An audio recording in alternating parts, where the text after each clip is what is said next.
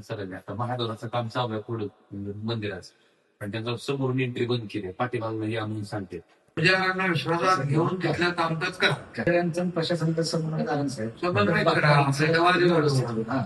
ते तर ते आपले खासदार आले ओमराजे, तर ते मंदिराचे आपल्या जे पुजारी मंडळी आहे ना, पुजारी मंडळीला जरा विश्वासात घ्या, म्हणजे काय आपल्याला सोपं पडेल ना काम. ते पारंपरिक इतक्या वर्षापासून काम करतात ना. हा हा ऐकून घ्या आणि ते कसं करायचं आपल्याला सॉर्ट आउट करून घ्या.